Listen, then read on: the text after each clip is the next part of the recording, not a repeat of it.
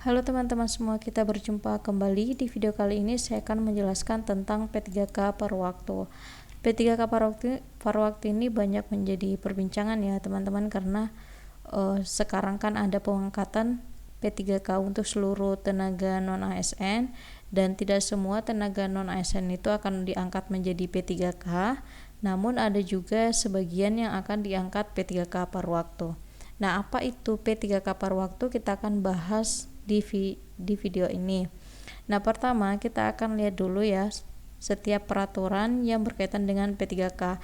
Yang pertama yaitu Undang-Undang Nomor 20 Tahun 2023 tentang ASN, Kemenpan RB Nomor 634 Tahun 2024 tentang kriteria pelamar pada seleksi P3K tahun anggaran 2024, Kemenpan RB Nomor 15 Tahun 2025 tentang kriteria pelamar tambahan pada seleksi P3K tahun anggaran 2024, dan terakhir Kemenpan RB nomor 16 tahun 2025 tentang P3K paruh waktu. Dalam Undang-Undang ASN nomor 20 tahun 2023, ASN itu terdiri dari PNS dan P3K. Jadi tidak ada istilah P3K paruh waktu di dalam Undang-Undang ASN. Nah, mengapa Kementerian memunculkan istilah P3K paruh waktu itu? Semata-mata hanya untuk menampung tenaga non-ASN yang tidak sanggup dibayar oleh instansinya. Jadi instansi itu memiliki keterbatasan anggaran teman-teman untuk belanja pegawai. Nah, sedangkan jumlah tenaga non-ASN ini jumlahnya sangat banyak dan tidak semua bisa tertampung, makanya ada istilah P3K paruh waktu.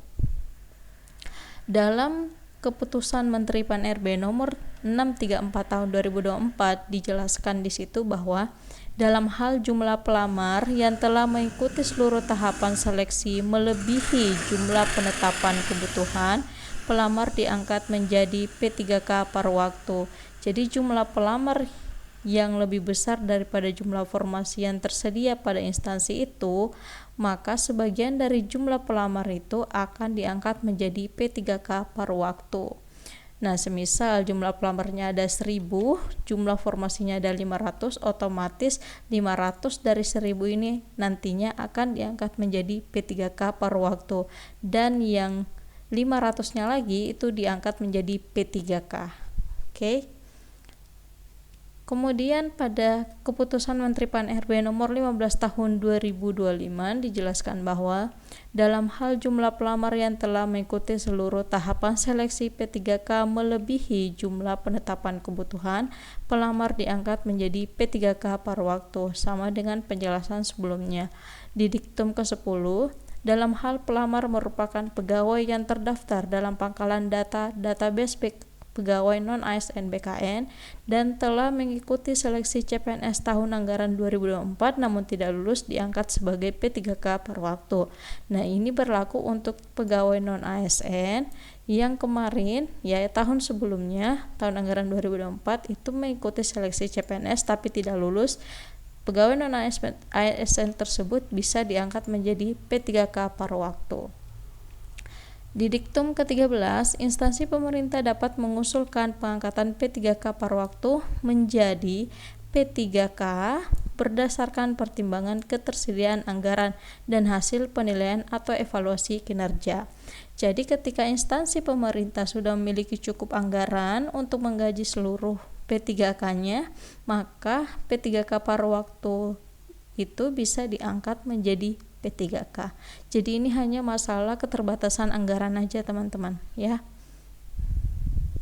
Nah, pada Keputusan Menteri Pan-RB nomor 16 tahun 2025 tentang P3K paruh waktu, mungkin ada beberapa yang perlu kita ketahui tentang P3K paruh waktu ini. Yang pertama, pengertian P3K paruh waktu, status kepegawaiannya seperti apa, masa perjanjian kerja, jam kerjanya seperti apa, bisa setengah hari kah atau full day ya, sama seperti ASN yang lain. Kemudian evaluasi kinerjanya seperti apa, gajinya seperti apa, nanti kita akan bahas satu persatu. Yang pertama, pengertian P3K paruh waktu. P3K paruh waktu ini adalah pegawai ASN yang diangkat berdasarkan perjanjian kerja dan diberikan upah sesuai dengan ketersediaan anggaran instansi pemerintah. Jadi P3K paruh waktu ini juga ASN teman-teman sama dengan P3K pada umumnya ya. Hanya saja kenapa mereka dikatakan P3K paruh waktu itu karena instansi pemerintah tidak sanggup membayar gajinya. Nah, makanya diparuh waktukan ya. Kemudian status kepegawaiannya seperti apa? Sama dengan P3K yang lain, mereka juga punya nomor induk ya. Jadi mereka juga punya NIP. Jadi ketika teman-teman mungkin di sini ada yang diangkat menjadi P3K paruh waktu, nah teman-teman tidak perlu khawatir, teman-teman terakui sebagai ASN dan memiliki nomor induk pegawai. Masa perjanjian kerja, untuk masa perjanjian kerja P3K paruh waktu itu ditetapkan setiap 1 tahun yang dituangkan dalam perjanjian kerja sampai dengan diangkat menjadi P3K. P3K paruh waktu nanti perjanjian kerjanya akan ditandatangani setiap 1 tahun sekali ya teman-teman. Sedangkan P3K ini biasanya perjanjian kerjanya itu setiap 5 tahun kemudian diperbarui seterusnya. Jam kerja untuk P3K paruh waktu itu ditentukan oleh PPK masing-masing instansi. Ya, PPK di sini menetapkan jangka waktu bekerja, berapa lama, dan jam kerja P3K paruh waktunya sesuai dengan ketersediaan anggaran dan karakteristik pekerjaan. Jadi masalah jam kerjanya setengah hari atau full day ya, itu tergantung PPK instansinya. Seperti itu untuk yang teman-teman P3K paruh waktu. Kemudian evaluasi kinerjanya seperti apa? Sama seperti ASN pada umumnya, P3K paruh waktu juga harus membuat SKP. Nah, untuk evaluasi kinerjanya sama ya, mereka juga ada evaluasi kinerja triwulan dan tahunan. Nah, dari hasil evaluasi kinerja ini akan menjadi pertimbangan ketika nanti sudah tersedia anggaran yang cukup untuk menggaji mereka, maka mereka akan dipilih berdasarkan evaluasi kinerjanya.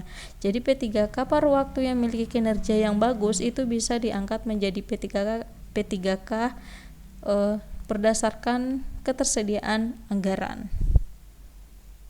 Kemudian gajinya seperti apa? Untuk gaji, P3K paruh waktu ini diberikan gaji paling sedikit sesuai dengan besaran yang diterima saat menjadi pegawai non-ASN. Jadi pada saat ketika mereka pada saat menjadi pegawai non-ASN misalnya menerima gaji 2 juta, maka ketika diangkat menjadi P3K paruh waktu minimal mereka akan digaji 2 juta juga, seperti itu. Atau sesuai dengan upah minimum yang berlaku di suatu wilayah. Ini tergantung lagi ya teman-teman, tergantung pada ketersediaan anggaran. Jadi instansi pemerintah mempunyai 2 pilihan, menggaji P3K paruh waktunya berdasarkan gaji yang diterima ketika mereka masih menjadi pegawai non-ASN atau berdasarkan upah minimum yang berlaku di wilayah tersebut. Nah, saya rasa ini yang banyak diprotes oleh teman-teman P3K ya, yang tenaga non-ASN yang akan diangkat menjadi P3K, karena mereka itu tidak mau digaji dengan jumlah yang sama ketika mereka menjadi pegawai non-ASN.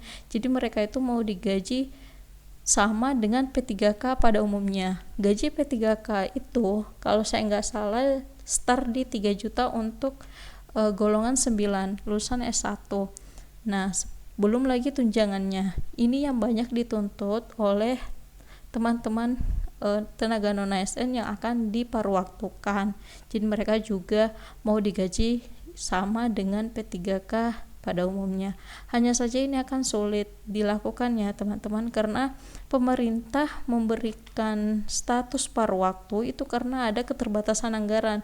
Jadi kalau banyak tenaga non-ASN yang protes demo masalah gaji, itu saya rasa akan sulit diusahakan.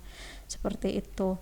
Kemudian di sini di diktum ke-20, sumber pendanaan untuk upah atau gaji P3K paruh waktu itu dapat berasal selain dari belanja pegawai sesuai dengan ketentuan peraturan perundang-undangan. P3K paruh waktu mendapatkan upah dan fasilitas lain juga sesuai ketentuan peraturan perundang-undangan. Kemudian pengangkatan P3K paruh waktu hanya dilakukan untuk penataan pegawai non-ASN melalui pengadaan ASN tahun anggaran 2024.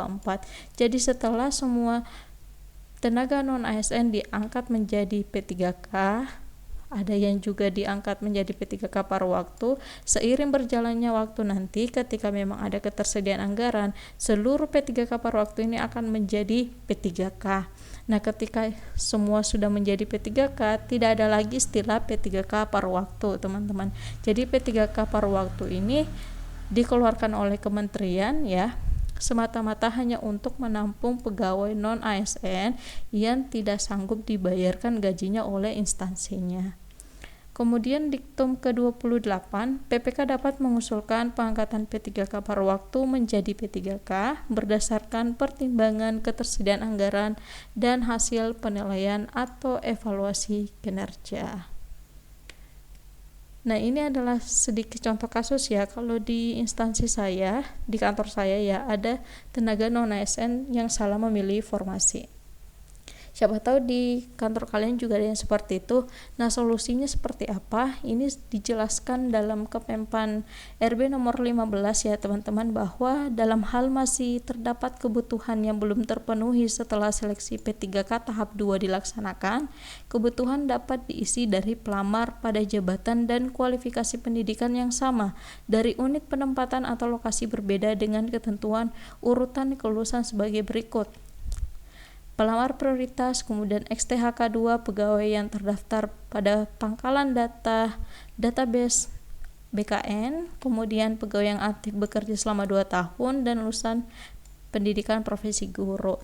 Jadi ketika ada tenaga non-ASN yang salah memilih formasi sehingga dia tidak kebagian formasi di jabatan tersebut ya.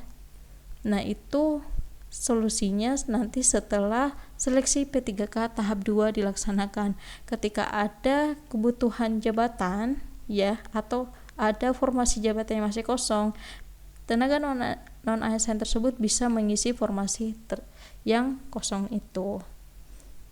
Ini sekedar sharing aja ya teman-teman. Dan itu ya yang bisa saya sampaikan. Semoga bisa menambah sedikit wawasan teman-teman semua terkait P3K paruh waktu. Sampai jumpa di video selanjutnya.